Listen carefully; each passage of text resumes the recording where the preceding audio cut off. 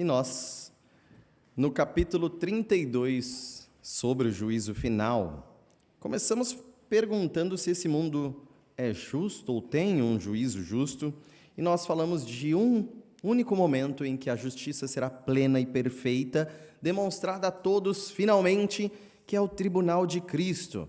Nós lemos em Romanos 2,16 que no dia em que Deus, por meio de Jesus Cristo, julgar os segredos dos homens, de conformidade com o meu evangelho. Ou seja, por meio de Cristo haverá um juízo de todos os segredos dos homens. Então, todo joelho se dobrará e aceitará essa justiça plena.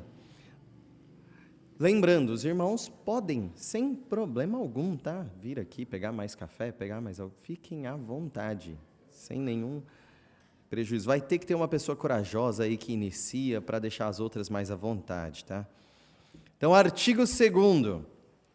O propósito desse julgamento é a glória. O propósito desse dia final é a glória de Deus. Então, Deus tem esse propósito ao designar esse dia final, e esse propósito consiste na sua glória. Todas as coisas existem para a glória de Deus.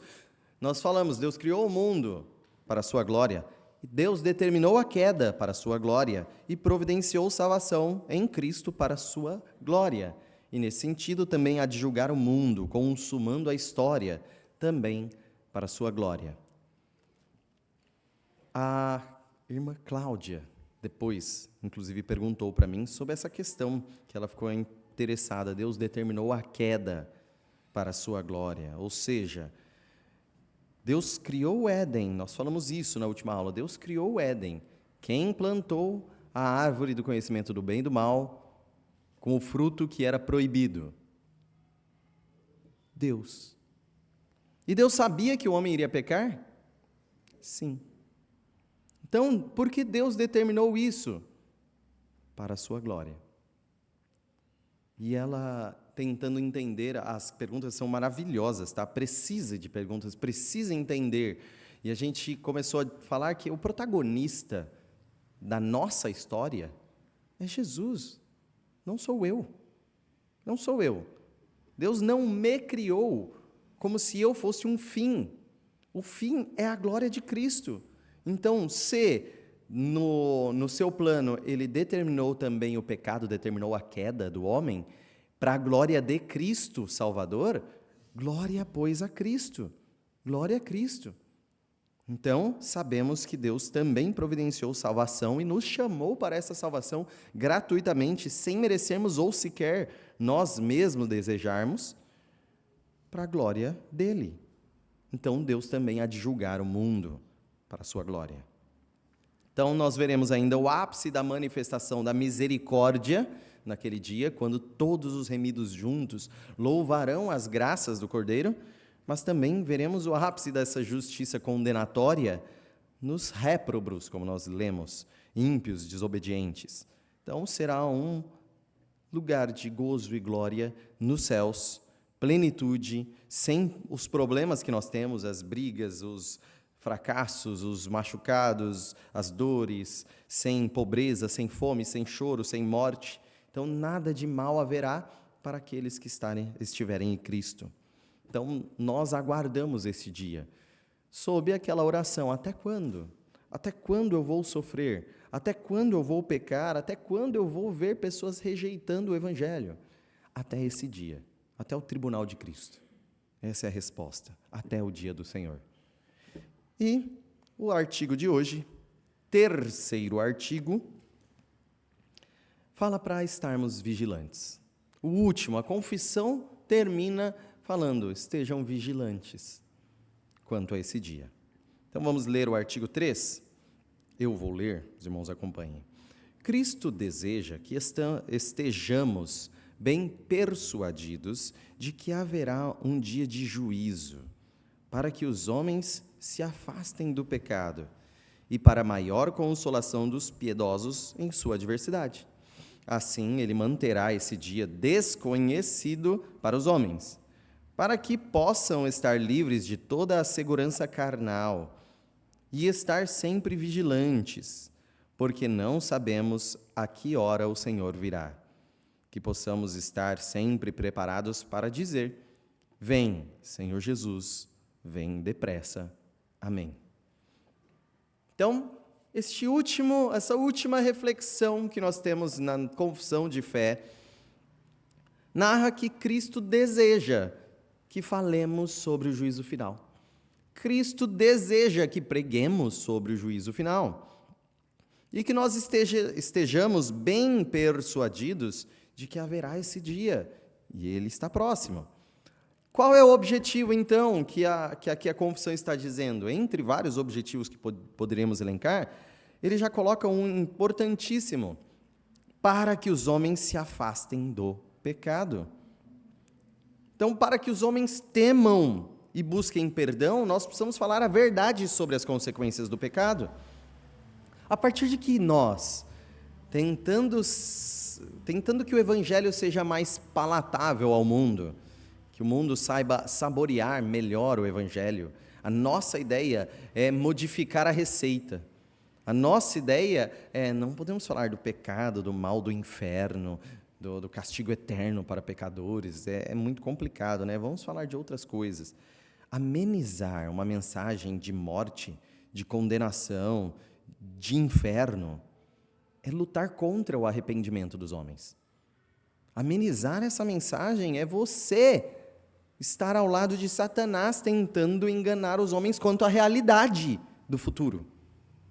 Então nós precisamos narrar a verdadeira mensagem que envolve a ira de Deus, e uma ira que virá e será consumada para todo sempre. Um grande exemplo disso é Jonathan Edwards. Se já ouviram esse teólogo, pastor americano do século XVIII, ele pregou a mais conhecida das pregações dele, é Pecadores nas Mãos de um Deus Irado.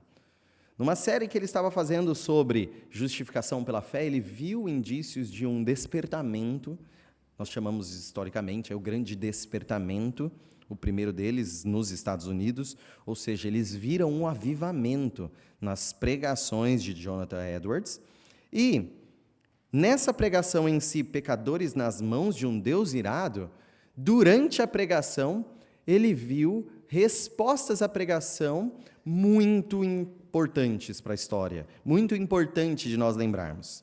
Então, vou lembrar um pouquinho para quem já ouviu, ou contar um pouquinho para quem nunca ouviu, sobre essa pregação. Vou pegar trechos dela, só para os irmãos entenderem o teor de pregar sobre o juízo. Ele usou o Deuteronômio 32, 35, só o trechinho: a seu tempo, quando resvalar o seu pé. E Edwards diz que não há nada, a não ser a boa vontade de Deus, que impeça os ímpios de caírem no inferno a qualquer momento. Repito, não há nada que impeça os ímpios de, agora, nesse momento, irem para o inferno, todos eles, senão a boa vontade de Deus. Então, ele reflete dizendo que não falta poder a Deus para lançar os ímpios no inferno a qualquer momento. Eles merecem ser lançados no inferno. Os ímpios já estão debaixo da sentença de condenação do inferno. Assim sendo, eles são objetos da ira e da indignação de Deus, que se manifesta através dos tormentos do inferno. O diabo está pronto a cair sobre os ímpios para apoderar-se deles como coisa sua, no momento em que Deus o permitir.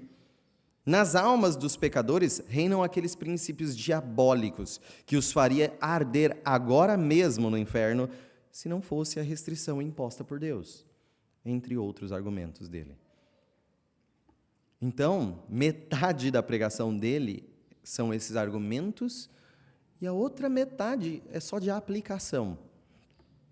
E a aplicação que Edwards diz, esta mensagem pode despertar as pessoas não convertidas para o significado do perigo que estão correndo.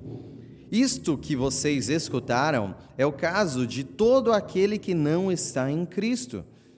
Esse mundo de tormento, isto é, o lago de enxofre incandescente, está aberto debaixo de vossos pés. Ali se encontra o terrível abismo de chamas que arde com a fúria de Deus, e o inferno com sua imensa boca escancarada. E vocês não têm onde se apoiarem, nem coisa alguma para se segurarem. Não existe nada entre vocês e o inferno, senão o ar, e só o poder e o favor de Deus podem vos suster. Vossas iniquidades vos fazem pesados como chumbo, pendentes para baixo, pressionados em direção ao inferno pelo próprio peso. E se Deus permitisse que vocês caíssem, vocês afundariam imediatamente.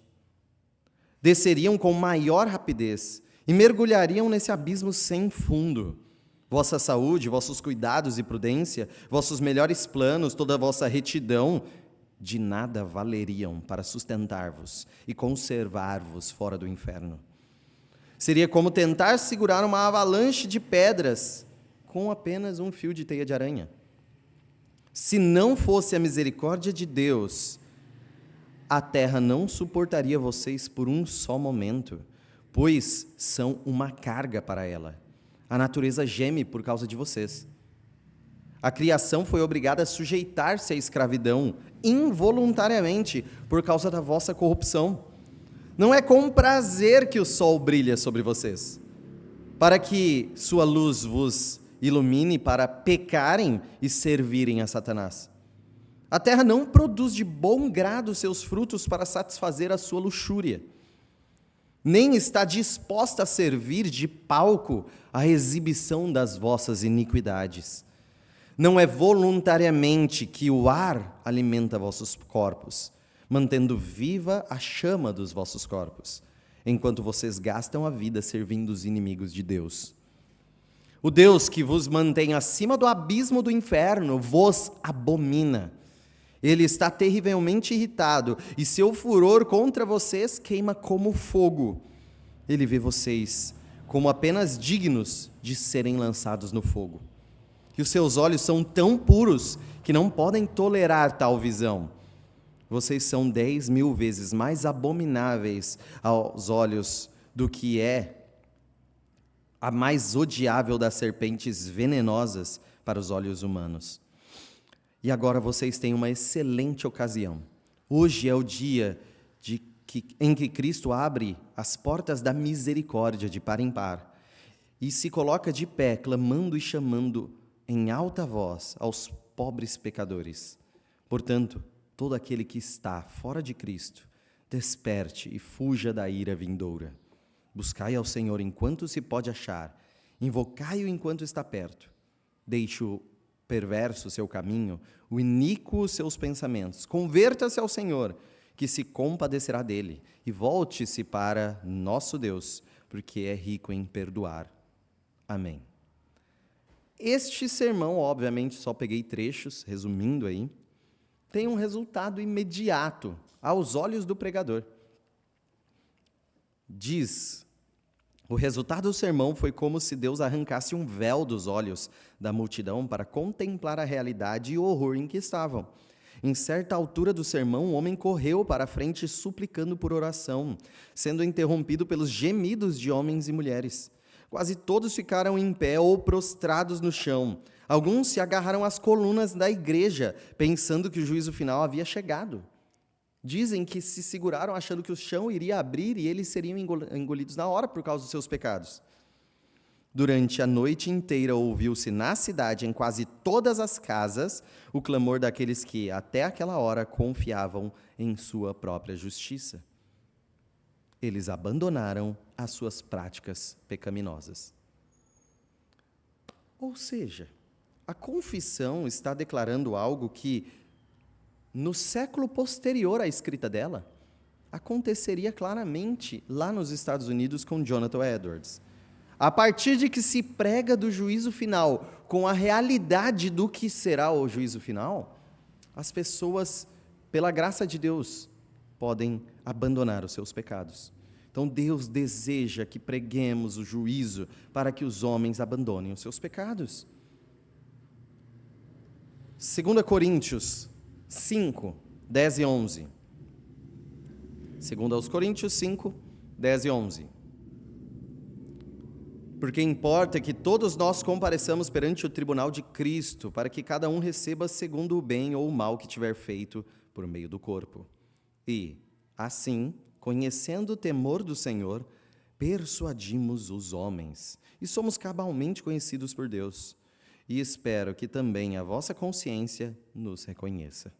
Então, nós precisamos falar do juízo final, precisamos falar do tribunal de Cristo, precisamos falar que as pessoas serão julgadas, para que elas conheçam o temor do Senhor e sejam persuadidas ao arrependimento, persuadidas a entregarem suas vidas a Cristo. Será que nós temos enfeitado uma mensagem de morte? Será que nós temos se esquecido da realidade do juízo final para que os homens vejam a gente positivamente? Recentemente vi uma linha da psicologia que falava muito mal do cristianismo. Por quê? Falava que o cristianismo serve para aterrorizar os homens. O cristianismo serve para pesar os homens de fazerem o que eles querem. Ele quer fazer tal coisa da vida, ele quer dormir quantas mulheres ele puder, ele quer ser rude e buscar vantagem para ele mesmo, ele quer inúmeras coisas que são pecados, e o cristianismo fala, você está errado, você está errado. E as pessoas, coitadas delas, elas ficam todas perturbadas, achando que estão erradas. E aí a psicologia fala, o cristianismo é ruim nesse caso, porque as pessoas vivem frustradas, bem parecido com o Nietzsche dizendo. As pessoas vivem enfraquecidas porque elas falam, eu vivo errado, eu faço errado, eu desejo errado.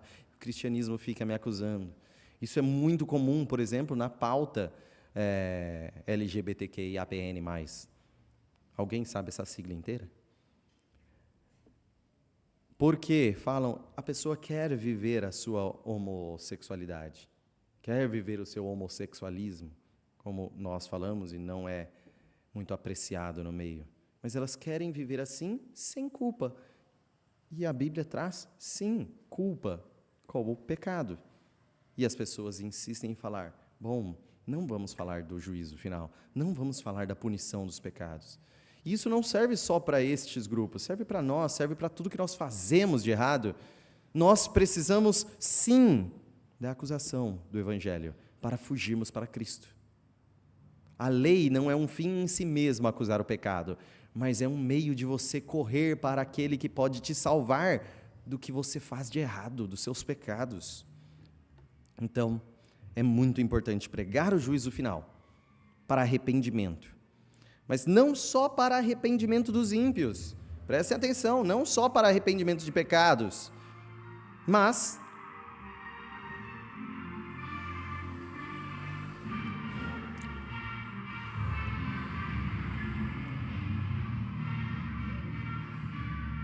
essa barra que é ouvir esse som a essa altura, com o falante estourado ainda, olha a qualidade desse som.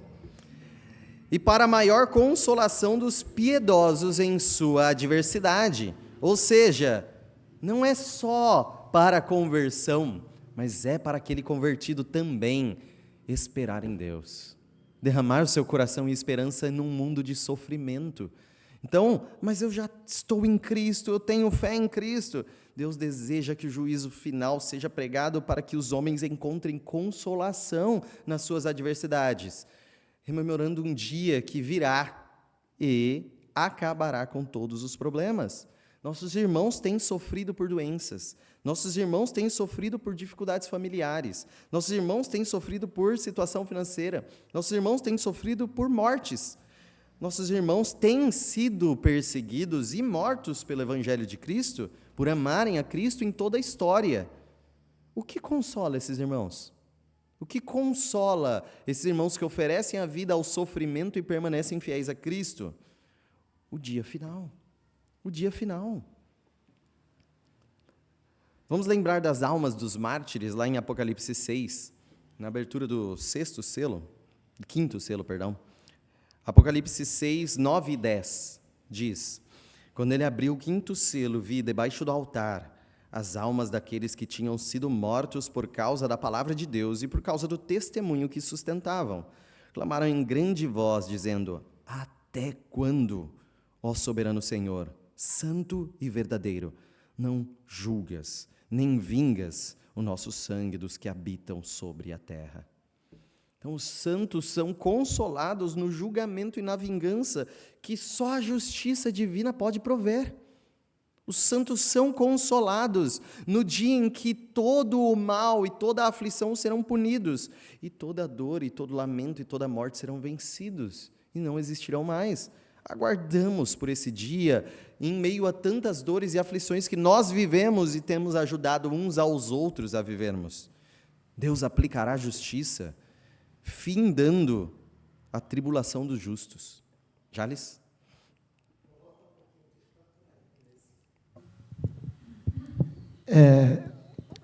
No começo você falou sobre a Cláudia na pergunta dela. Sim. E eu particularmente, às vezes, tenho até um pouco de dificuldade em entender porque Deus deixou acontecer, né? Isso tudo aconteceu no princípio do mundo ali, né? Mas tem uma coisa muito importante que a gente tem que ter também. O importante não é entender tudo que Deus falou. O importante é confiar em Cristo, em Deus, na promessa dele, né? Porque aconteceu, para mim, não vai adiantar nada eu explicar tudo. Sim, sim. Agora, o importante é confiar que Deus fez, né? E Ele é capaz, você fez esse mundo, então tudo que Ele faz é perfeito e eu tenho que confiar nele. Amém. Não tem outro jeito. Eu estava vendo até esse... Vou ver o que eu acho aqui, que ele some, né? Rapidinho, pastor. Primeira vez chamando o pastor Tiago de pastor. Mas a gente costuma, né? Desculpa. Não tem problema nenhum. Um texto, enquanto o irmão procura ali, é um texto que nos ajuda muito. Já achei aqui. Pode falar. Sobre Tomé, né? Disse-lhe Jesus, por que me viste, Tomé, e creste bem, aventurado os que não viram e creram. E muitas vezes, apesar que é uma situação diferente, né, que Jesus está falando para Tomé, mas o importante nós crentes é isso. Precisar nós ver para nós crentes, tem que confiar em Deus mesmo, em todo sentido. Né? Eu não sei os irmãos, eu tenho essa dificuldade. Por que Deus deixou acontecer isso? Né? Por causa de quê? Porque você chega em muitos pastores, muitas pessoas pregam, não dão explicações diferentes. Mas com o tempo eu aprendi que a gente tem que confiar em Cristo, de outro jeito. Sim. Por causa de quê aconteceu? Então, o Jales está voltando ali naquela questão da Cláudia. Por que Deus decretou o pecado? Porque Deus permitiu, eu vou além do permitiu, decretou, ou seja, Ele decidiu criar, sabendo que o homem iria pecar, e criou a árvore. Ou seja, por que Deus fez isso? Então, o Jales está falando, às vezes, racionalmente, a gente não vai entender tudo. Mas nós devemos crer que tudo que Deus faz é bom, é perfeito. Sim, exatamente isso. Romanos 11, se puder abrir Romanos 11, lê a partir do 32. Romanos 11, 32 diz, porque Deus a todos encerrou na desobediência, ou seja, Deus encerrou todos na desobediência, a fim de usar misericórdia para com todos. Então foi uma ideia divina e uma prática aí de usar misericórdia com todos. E aí, refletindo sobre isso, Paulo, ele vai para o 33 e diz, profundidade da riqueza, tanto da sabedoria quanto do conhecimento de Deus, quão insondáveis são os teus juízos e inescrutáveis os seus caminhos. Quem, pois, conheceu a mente do Senhor, ou quem foi o seu conselheiro, ou quem lhe primeiro deu para a ele que lhe venha a ser restituído? Porque dele, por meio dele e para ele são todas as coisas. A ele, pois, a glória eternamente. Amém. Ou seja, quando ele pensou, Deus encerrou todos abaixo da desobediência e usa de misericórdia para com todos, e é tão difícil entender racionalmente que ele louva o quanto é difícil entender racionalmente Deus. O quanto Deus supera a nossa razão. O quão é insondável Deus. Não dá para a gente, vamos parar para pensar aqui, vamos discutir durante meia hora e chegaremos à conclusão. Não, em toda a história não chegaram a abranger Deus racionalmente nesse tema. E nenhum outro vão abranger Deus. Então, qual que é a nossa postura? Quem conheceu a mente do Senhor? Quem pode aqui capturar todas as decisões divinas com a sua razão? E aí a conclusão é pela fé. O que a gente sabe é que o motivo é Deus. O meio pelo qual tudo aconteceu é Deus. E o direcionamento de acontecerem todas as coisas é Deus. Esse é isso, o motivo, a origem de todas as coisas é Deus. O meio de todas as coisas e o fim de todas as coisas é Deus. Por quê? Deus. Por meio de Deus. E para Deus. Então, tudo funciona para a glória de Deus. É só isso. Então, realmente, o Jales, contribuindo gigantescamente para o nosso consolo, nós não entenderemos racionalmente tudo que Deus faz, mas louvaremos, porque Ele está além de todas as coisas e sabemos que tudo acontece para a glória dEle. Então, Deus vai aplicar justiça para a glória dEle, vai finalizar aí a tribulação dos justos e vai lançar em tribulação os injustos para a glória dEle. Segunda aos Tessalonicenses, capítulo 1, 5 a 7. Segunda Tessalonicenses 1, de 5 a 7 diz: sinal evidente do reto juízo de Deus, para que sejais considerados dignos do reino de Deus, pelo qual, com efeito, estáis sofrendo. Deus sabe que vocês estão sofrendo, mas isso faz parte do seu plano para torná-lo mais digno. Se, de fato, é justo para com Deus que Ele dê em paga tribulação aos que vos atribulam, ou seja, chegará um momento que o jogo vai virar, e eternamente. E versículo 7, e a vós outros, que sois atribulados, alívio, juntamente conosco, quando do céu se manifestar o Senhor Jesus com os anjos do seu poder. Então, nós somos perseguidos, massacrados, vivemos em tribulação, mas cessará. Haverá alívio para nós atribulados nesse mundo. Haverá tribulação para aqueles que atribulam. Tudo vai se consumar em justiça perfeita. Nada deixará de ser pago. Nada deixará de ser concluído em justiça. Então, o cristianismo é sofrer por amor de Deus, por amor ao próximo, renunciar à sua própria vida, mas ser consolado eternamente, receber riquezas muito maiores eternamente. Todo o nosso consolo não se baseia nessa vida, mas nesse dia onde nós seremos consumados em vida eterna. Em vida eterna. A redação da confissão continua assim: assim ele manterá esse dia desconhecido para os homens, para que possam estar livres de toda a segurança carnal e estar sempre vigilantes, porque não sabemos a que hora o Senhor virá. Então, com o intuito de nós confiarmos e permanecermos vigilantes, Deus não narrou o dia para nós, não colocou na nossa agenda, colocou no nosso celular despertador. É justamente para não haver uma providência carnal ou uma segurança carnal. É por isso que nós não sabemos o dia. Imagine, se nós soubéssemos o dia, relaxaríamos até lá. Todos seriam convidados carnalmente a viverem seguros até a véspera. Imagine você, se eu falo hoje, decida a sua vida hoje, resolva a sua vida agora, busque a salvação da sua família hoje, busque a mudança de postura em todas as suas escolhas de vida que não estão voltadas para Deus, mas voltadas para si mesmo, hoje. Aí você olha no calendário, mas Jesus vai voltar ano que vem, até lá dá para eu fazer mais algumas coisinhas. Tem muita gente postergando confiado na própria saúde, confiado na vida, na disposição física, porque não tem o conceito da morte próxima a si, ou porque não tem o conceito do juízo próximo a si. Se soubéssemos, então, o dia, a gente estaria relaxado até chegar à véspera. Mas quando chegasse a véspera, aí todo mundo ia procurar resolver tudo. Todo mundo ia procurar. É só você pensar assim, se você soubesse que você ia morrer amanhã, o que você faria hoje? Você viria no culto hoje à noite? Se você vai morrer amanhã, aí a pessoa pensando na morte fala, hoje eu vou. Aí hoje não vai morrer amanhã, fala, hoje eu não vou não.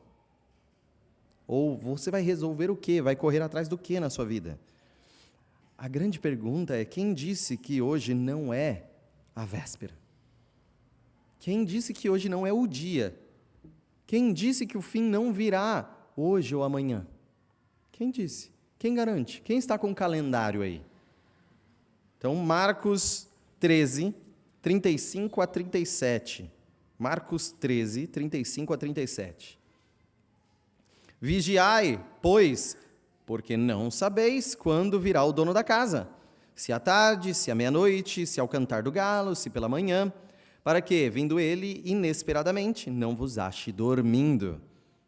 O que, porém, vos digo, digo a todos: vigiai, vigiai.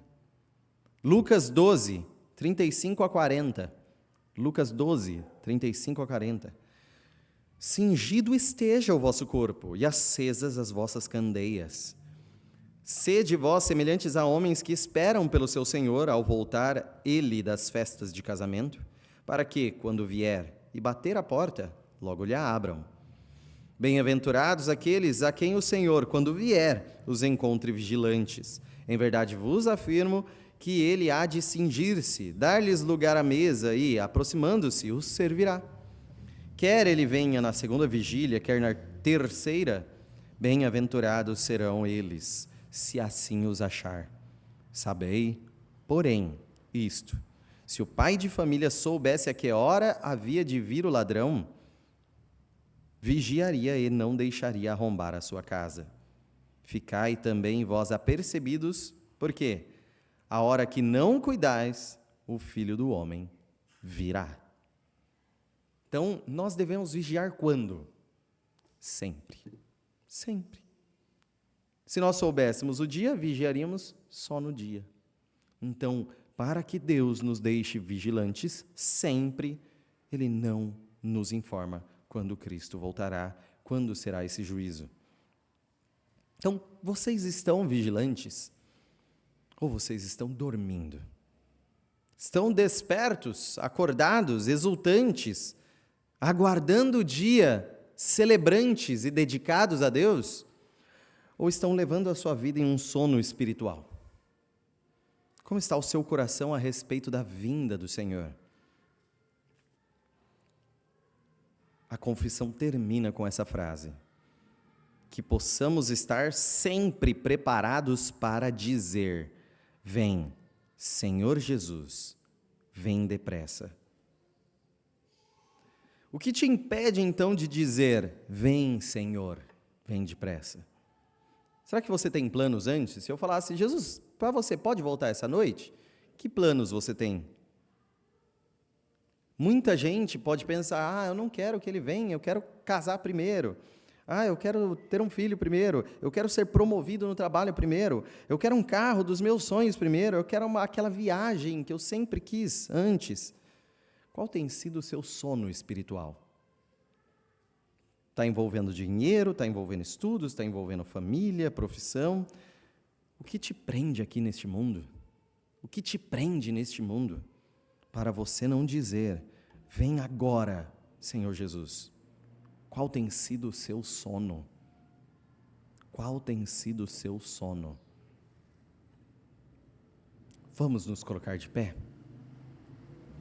Vamos ler o último versículo sugerido em leitura congregacional, leitura uníssona, o último versículo da confissão, Apocalipse 22, 20. Apocalipse 22, 20. Vamos ler a uma só voz. Leiamos. Aquele que dá testemunho destas coisas diz: certamente venho sem demora. Amém. Vem, Senhor Jesus. Amém. Vamos orar.